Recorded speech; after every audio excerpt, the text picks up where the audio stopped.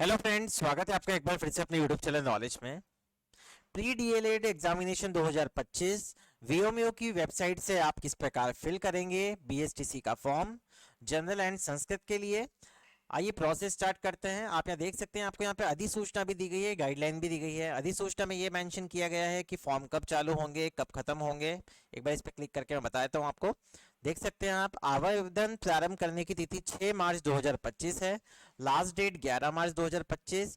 प्रवेश परीक्षा की तिथि संभावित दी गई है 1 जून 2025। एंड जो इसमें फीस का क्राइटेरिया लिखा गया है, आप सामान्य एवं संस्कृत में से किसी भी एक पाठ्यक्रम को अगर चूज करते हैं तो 450 रुपये। सामान्य एवं संस्कृत दोनों को एक साथ सेलेक्ट करते हैं तो 500 रुपये। जो वरिष्ठ उपाध्याय वाले हैं, जो संस्कृत स्कूल से पढ़े होते हैं, वो दोनों कोर्स यहाँ पे सेलेक्ट कर सकते हैं, दोनों पाठ्यक्रम। और जो केवल 12th के इक्विवेलेंट ही हैं, वो सामान्य या संस्कृत दोनों में से एक का ही उनको चुनाव करना होगा। अब इससे विस्तृत जानकारी अगर आपको चाहिए तो गाइडलाइन भी दी गई है। इस गाइडलाइन को आप पूरा अच्छे से रीड कर सकते हैं। कौन इसमें फॉर्म अप्लाई कर सकता है, अपीयरिंग वाले भी फॉर्म अप्लाई कर सकते हैं, इसमें मेंशन है। तो आप ये पूरी गाइडलाइन ध्यान से पढ़िए। इसके बाद हम बात करते हैं फॉर्म फिलिंग की। सबसे पहले हम यहाँ पे फॉर्म 2025 पे क्लिक करना है। जैसे इस पे क्लिक करेंगे, यहाँ पे आपको ऑप्शंस मिल जाएंगे बोनाफाइड डिटेल्स। तो आपको यहाँ पे स्टेट सेलेक्ट करना है। स्टेट सेलेक्ट करने के बाद डिस्ट्रिक्ट सेलेक्ट करना है। यहाँ में जो आपको ये पूरा फॉर्म बता रहा हूँ, ये थोड़ा एज अ डेमो बता रहा हूँ ताकि आप समझ सके किस तरह आपको फॉर्म फिलिंग करनी है। उसके बाद आपको यहाँ पे डिस्ट्रिक्ट प्रेफरेंस देनी है एग्जाम की। उसके बाद सेकंड डिस्ट्रिक्ट आपको सेलेक्ट करना है। ये सारी चीजें आपको सेलेक्ट करने के बाद इसको थोड़ा सा हम स्क्रॉल करेंगे।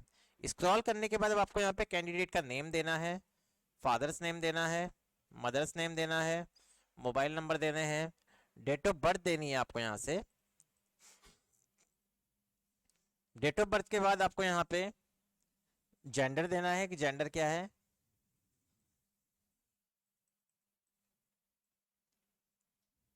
जेंडर देने के बाद आपको वैवाहिक स्थिति मैरिड है या अनमैरिड है। अगर मैरिड है तो यहाँ मैरिड सेलेक्ट कीजिए। हस्बैंड पति का नाम यहाँ पे आपको डालना है। अगर आपकी वाइफ है, आप फीमेल है, तो यहाँ हस्बैंड का नाम फिल कीजिए। मेल है तो वाइफ का नाम फिल कीजिए। इसमें थोड़ा सा कंफ्यूजन है क्योंकि यहाँ पे पति का नाम ही दिया गया है। इसको थोड़ा ऑब्लिक करना चाहिए था इनको, ताकि मेल फीमेल दोनों के लिए ये कॉलम रहे। तो इसके बाद थोड़ा सा स्क्रॉल करेंगे। स्क्रॉल करने के बाद आपको यहाँ पे कैटेगरी सेलेक्ट करनी है। कैटेगरी में आपको यहाँ पे जिस भी कैटेगरी में आप आते हैं वो सेलेक्ट कर लीजिए। क्या आप निम्नलिखित क्षेत्र में से है, नॉट एप्लीकेबल आ जाएगा। अल्पसंख्यक है, यस या नो कर दीजिए, नॉट एप्लीकेबल आ जाएगा आगे वाले ऑप्शन में। शारीरिक रूप से दिव्यांग है, यस या नो कर दीजिए, आगे नॉट एप्लीकेबल आ जाएगा। जब आपने मैरिड ऊपर सेलेक्ट कर लिया है तो नीचे आपको ऑप्शन देना है तलाकशुदा, विधवा, परित्यक्ता। सारे ऑप्शंस में यहाँ पे ऑटोमेटिक नो आ जाएगा। ये चीजें आने के बाद आपको यहाँ पे नीचे एक ऑप्शन मिलेगा, क्या आप गवर्नमेंट एम्प्लॉय हैं, तो आपको यस करना है, अदरवाइज नो करना है। अगर हैं तो यस, नो करना है अगर नहीं है तो। इसको थोड़ा सा स्क्रॉल करेंगे। अब आपको यहाँ एड्रेस मेंशन करना है जो भी आपने यहाँ पे दिया गया है। आपका परमानेंट एड्रेस यहाँ पे आपको फिल करना है। उसके बाद पिन कोड डालने हैं, स्टेट डालना है, डिस्ट्रिक्ट आपको यहाँ मेंशन करना है, कौन से डिस्ट्रिक्ट से हैं आप। तहसील आपको डालनी है, तहसील मेंशन करनी है। मेल आईडी आपको यहाँ मेंशन करनी है। अल्टरनेट मोबाइल नंबर डालना है, आधार नंबर डालना है। आपको प्रश्न पत्र किस भाषा में चाहिए, ये आपके ऊपर डिपेंड करता है। इंग्लिश में भी आ जाएगा, हिंदी में भी आ जाएगा, तो आप दोनों में से लैंग्वेज प्रेफरेंस कर सकते हैं। मैं यहाँ हिंदी सेलेक्ट कर रहा हूँ। इसको थोड़ा सा स्क्रॉल करेंगे। अब कॉरेस्पॉन्डेंस एड्रेस जो डिटेल्स है, यदि वो स्थायी पते के समान ही है वर्तमान पता, तो आप यहाँ क्लिक कर दीजिए। एज इट इज सारा डाटा उठ के नीचे आ जाएगा। अगर कॉरेस्पॉन्डेंस डिटेल में थोड़ा सा मिसमैच है तो आप इसको यहाँ पे चेंज कर सकते हैं। अब इसको थोड़ा सा हम स्क्रॉल करेंगे। स्क्रॉल करने के बाद यहाँ पे क्वालिफिकेशन, 12th इक्विवेलेंट की समझिए आप। जो 12th इक्विवेलेंट होंगे वो केवल सामान्य संस्कृत में से एक विषय का चुनाव कर सकेंगे, मतलब एक पाठ्यक्रम का।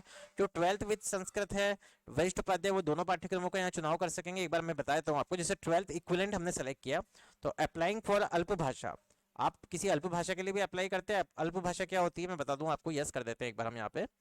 तो उर्दू, पंजाबी, सिंधी, गुजराती, इसमें से कोई सी भी लैंग्वेज के लिए आप अल्प भाषा के लिए अप्लाई कर रहे हैं तो आप यस कीजिए, अदरवाइज नो रहने दीजिए। अब आपने 12th इक्विवेलेंट यहाँ पे सेलेक्ट किया है तो आप देखेंगे डीएलएड जनरल में ऑटोमेटिक टिक है, दोनों पे आप टिक नहीं कर पाएंगे। अब हम 12th विद संस्कृत करेंगे तो यहाँ पे आप देख सकते हैं तीनों में से कोई सा भी आप यहाँ पे चुनाव कर सकते हैं। बोथ का भी आ जाएगा आपके पास ऑप्शन। 12th विद वरिष्ठ उपाध्याय में भी आपके पास बोथ का ऑप्शन आएगा। केवल 12th जो जनरल सब्जेक्ट से हम करते हैं उसमें आपको केवल जनरल या संस्कृत दोनों में से एक का चुनाव यहाँ पे करना होगा। तो ये चीज आप ध्यान रखिए। इसके बाद आपको यहाँ पे कोर्स डिटेल, आपने कौन कौन सी पढ़ाई करी है, यहाँ पे आपको प्रवेशिका से पढ़े हैं या 10th आपने करी है, तो वो आपको यहाँ पे मेंशन करना है। उसके बाद ईयर, पासिंग ईयर क्या था वो आप यहाँ डालिए।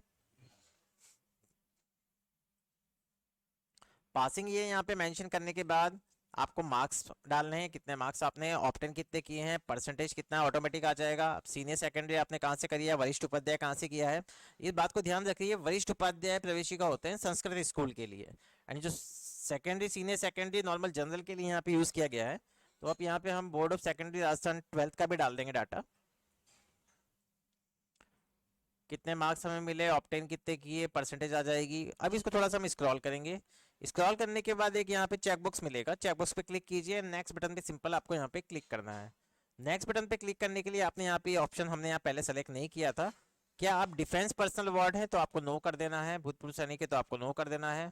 वापस से स्क्रॉल करेंगे, नेक्स्ट बटन पे क्लिक करेंगे। इसके बाद भी अगर कोई कमी रहती है तो वो हमारे सामने आ जाएगी। अब चूज फाइल में हमें यहाँ पे photo, signature and thumb impression यहाँ पे अपलोड करना है। पहले हम फोटो अपलोड करेंगे। सबसे पहले फोटो अपलोड करने के लिए आपको जो गाइडलाइन है उसमें फोटो की साइज का रेफरेंस दिया गया है कि आपको फोटो कौन सी एमबी में यहाँ पे सेलेक्ट करना है, कौन सा अपलोड करना है। अब यहाँ देखिए minimum file size 50 KB allowed है, तो आपको 50 KB वाली फाइल यहाँ पे अपलोड करनी है। ये पहले ही आपको यहाँ पे एरर दे देगा, तो आप जो भी फोटो अपलोड कर रहे हैं उसको पहले अच्छे से चेक कीजिए। यहाँ हम फोटो अपलोड करेंगे और यहाँ अपलोड पे सिंपल हमें क्लिक करना है। तो अभी भी यहाँ पे आप देखिए 50 KB अलाउड बता रहा है और यहाँ पे आपको एरर दे रहा है बार बार।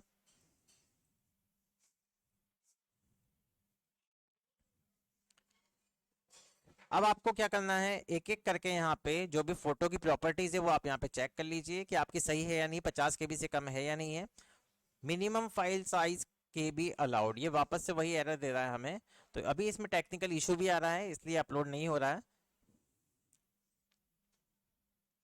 टेक्निकल इशू आने की वजह से ये फॉर्म अभी अपलोड नहीं हो रहा है। तो अब हम फॉर्म अपलोड करेंगे तो यहाँ पे अपलोड हो जाएगा, आप देखिएगा यहाँ पे फोटो आ चुका है। कभी कभी वेबसाइट में भी प्रॉब्लम रहती है, इस वजह से भी हमारी चीज़ें यहाँ पे अपलोड नहीं हो पाती है। तो इस चीज़ का हमें विशेष रूप से ध्यान रखना है। अगर वापस से आपको कोई एरर देता है तो आप वापस से ट्राई कर सकते हैं, इसमें कोई प्रॉब्लम नहीं है। इसके बाद अपलोड कर देंगे वापस से, तो आप देखेंगे यहाँ पे फोटो अपलोड हो गया है, सिग्नेचर अपलोड हो गया है, थंब इम्प्रेशन यहाँ पे अपलोड हो गया है। तीनों चीजें अपलोड हो गई। वेबसाइट में कभी कभी इशू आता है तो दिक्कत वाली कोई बात नहीं है, आप थोड़ा सा वेट कर लीजिए, वापस से फॉर्म फिल कर लीजिए। इसके बाद स्क्रॉल करेंगे तो यहाँ पे आपको बैंक अकाउंट की डिटेल्स डालनी है आपकी, तो वो आपको यहाँ पे सेल्फ की डालनी है। जो भी आप जिस नाम से फॉर्म फिल कर रहे हैं वही आप यहाँ पे डालिए। उसके बाद आपको यहाँ पे आपका अकाउंट नंबर डालना है। उसके बाद वापस से कन्फर्म अकाउंट नंबर डालना है। उसके बाद आपको चेकबॉक्स पे क्लिक करके नेक्स्ट बटन पे क्लिक करना है। अकाउंट डिटेल सेव्ड का मैसेज आपके पास आ जाएगा। सारी चीज़ें आपकी यहाँ फिल हो गई है। अब थोड़ा सा स्क्रॉल करेंगे। अब आपको यहाँ पे बोनाफाइड सर्टिफिकेट मूल निवास नंबर, ये आपको यहाँ पे मेंशन करना है। जो भी आपका मूल निवास का नंबर है उसको मेंशन कीजिए। सबमिट नेक्स्ट पे क्लिक कीजिए। डॉक्यूमेंट डिटेल सेव्ड, ये मैसेज देगा। अब आप देखेंगे आपका जो फॉर्म है यहाँ पे सक्सेसफुली फिल्ड हो गया है। इसको तो पूरा का पूरा आपको चेक कर लेना है, एंड उसके बाद चेक करने के बाद प्रोसीड फॉर पेमेंट पे आपको यहाँ पे क्लिक करना है। जैसे आप प्रोसीड फॉर पेमेंट पे क्लिक करेंगे आपके पास एक क्यूआर कोड आएगा। मोबाइल से क्यूआर कोड शो क्यूआर कर दीजिए या यूपीआई से पेमेंट कर दीजिए। शो क्यूआर करेंगे तो डायरेक्ट क्यूआर कोड स्कैन करके आप पेमेंट कर दीजिए। 500 रुपये का पेमेंट होगा दोनों पाठ्यक्रमों के लिए। सिंगल पाठ्यक्रम के लिए 450 रुपये का यहाँ पे पेमेंट होगा। आप जैसे पे नाउ पे क्लिक करेंगे आपका पेमेंट हो जाएगा। पेमेंट होने के बाद ही आपका फॉर्म यहाँ पे आपके पास डाउनलोड हो जाएगा। उसे आप इजीली वापस से वेबसाइट पे जाके रीप्रिंट भी कर सकते हैं। तो ये पूरी प्रोसेस है कि हमें BSTC 2025 का फॉर्म किस प्रकार फिल करना है। अगर आपको वीडियो पसंद आया हो तो प्लीज चैनल को सबसे पहले सब्सक्राइब करें, वीडियो को लाइक और शेयर करना ना भूलें। Thank you so much.